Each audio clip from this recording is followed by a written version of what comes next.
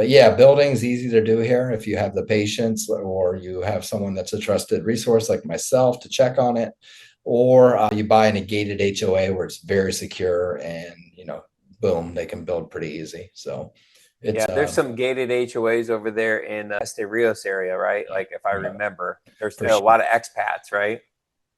Yeah, yeah. I mean, Haka's more, Hermosa's more, but a lot of people want that gated community feeling, which is a good feeling to have. That's we're going to be non-HOA, but we rely heavy on our neighbors to watch over each other. We have a WhatsApp group.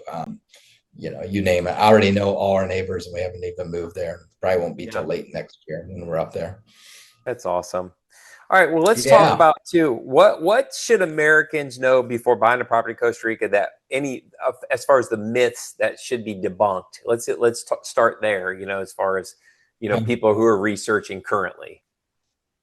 Yeah, I guess three things that I would say, pay attention to. Number one, there is escrow here. So, meaning it's actually TLA is a big one, and that's a Texas-based company that uses American standards with, their laws on how to collect the money, how to hold the money, how to distribute the money. So it's safe investment. It wasn't back in the day when escrow wasn't here. It went straight to the developer. Money tied up, money shortened here. A lot of people lost their short. So that's kind of the introduction of escrow. So it's extremely safe to invest here. The other thing we already talked about is you don't, lease the property from the government, especially if you're up in the mountains or across the street from the beach. In Hako, it is exempt from the maritime law.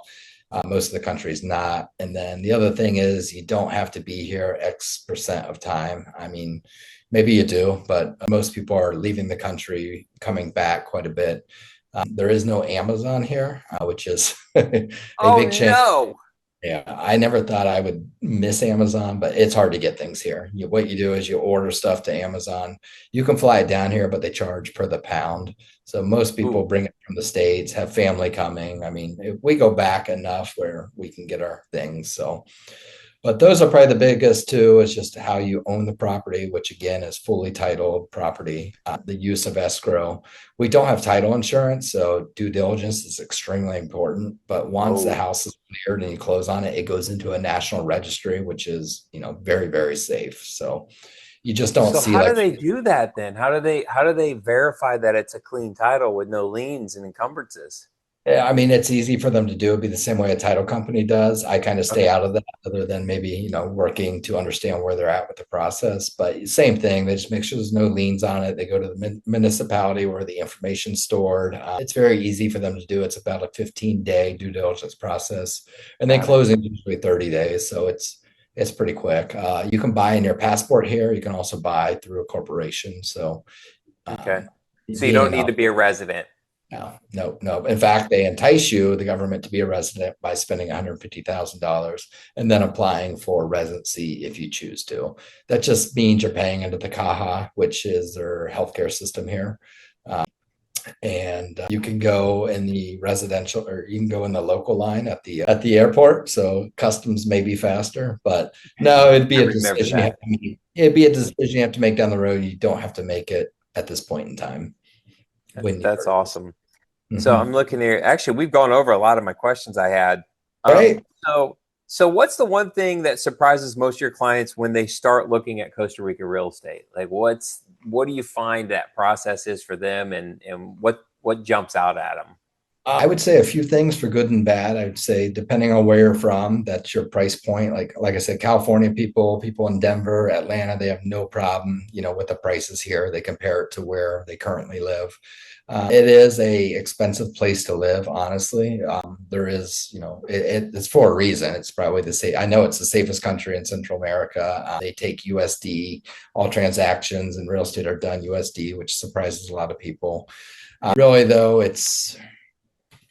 I mean, I kind of forget the question, but Well, no, I was just saying what like for a lot of people who are thinking about different places, even for those who maybe are like if they ever watch this and be like, I never thought about international, yeah, like for them, like what they find. Obviously I think we talked about the prices, the yeah, owning the property and all that. But It's easy to do. I mean, people are surprised that the process is easy and it's fairly similar. It's money goes into escrow, due diligence is done. If something's found where the property can't be sold or isn't legally sold, then the money goes back to the buyer. The one thing here is water. You have to be very careful when buying vacant land. You usually want a water letter or you want a well. For us, we did a well, so we wouldn't have to rely on the asada, which is it's Costa Rica. That's the way they administer the waters through an asada that's either publicly owned or privately owned.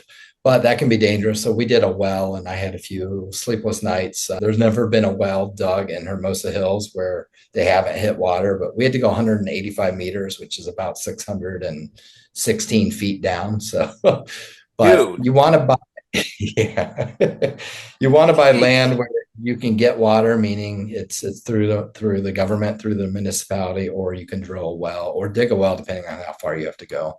And so then you said it's electricity. dangerous. What's dangerous about it?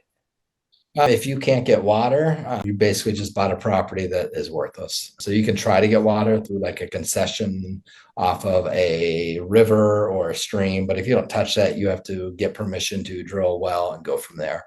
Also, with electricity, a lot of times it's not feasible. It's too far away. So you have to work to make sure you understand where the electricity is and how much it's going to cost to bring electricity to your house. That's probably easier than getting a water letter. As you can imagine, with people coming here, it's tons of water. It's just the infrastructure to get the water to you. A lot of places aren't giving out water letters or water permits or well permits, especially in Guanacaste where it's dry. You have these big conglomerates coming in, like your JW Marriott, your Ritz Carlton, stuff you don't see here on the Central Pacific. There's a Marriott close to us, but they kind of keep quiet. It's at a marina called Los Sueños.